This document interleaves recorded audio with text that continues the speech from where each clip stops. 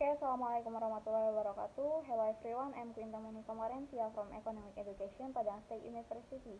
So, today I will try to explain about the history of economic thought. For the first is socialist economic thinking. Socialism comes from the Greek word, this is the societas, which means rakyat atau masyarakat. It is Webster University Dictionary defines socialism is a social system which takes all basic needs, capital and industry under general control and strives for an equally beneficial distribution. The basic principle of ideas of socialist thought are as follows. The first is a technical belief that the economy should be generated towards and then well-being of all. The socialism is a form of ethical ideas about a solid society with demand for the abolition of private property. Number three is each individual is given limitation of their economic activities. The source of social injustice is private is ownership for the means of production. So, in the 18th century, upswell of industrial and agricultural workers based on the principle of solidarity in France. The first thinker that might be dubbed socialist is Francois Noël Barbier. And in 1813, in France, the term of socialism first appeared when there was a desire of the means of production to be jointly owned to serve all. And in 19th century, the term is widely used in the line with the principle of solidarity and fight for an egalitarian society or society. So the criticism of classical economic thinking is first from Lauderdale. Lauderdale is disagree with free competition on the theory of value. He saw that if individual wealth increase in scarcity, it will cause public wealth to decrease.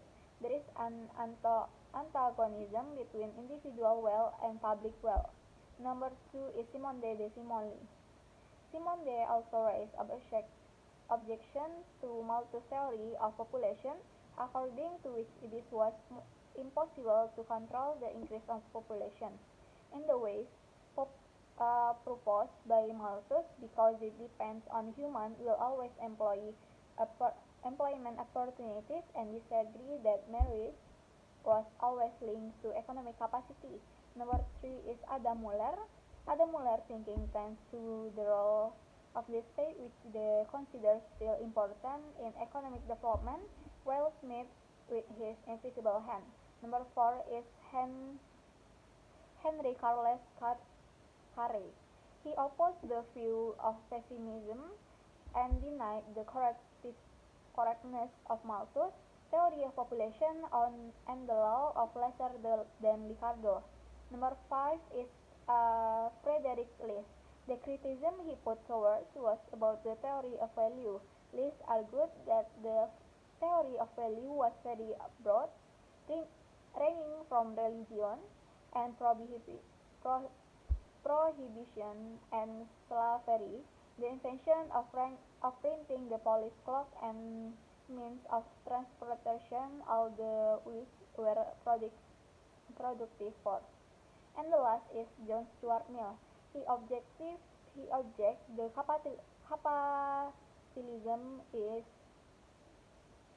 and felt that property was not always accrued fairly and sensibly. Number three is economic thinking of socialism before the utopian socialist or community socialism together. This utopian socialist is the source of a controversial social life with European countries where social agreements should be perfectly arranged. Utopia itself is a utopian island, is the surrounding area. So there is the Comte Henry de Saint-Simon. Simon wants to reward the workers for achievements not as needed. He said after he saw the development of the Industrial Revolution in Europe. Number two is Carles Fourier, developing plank stress that will live together, where production and consumption carried out on a cooperative basis. Number three is Robert Owen. He is strong supporter of social change, supporting the creation of cooperation village across the UK.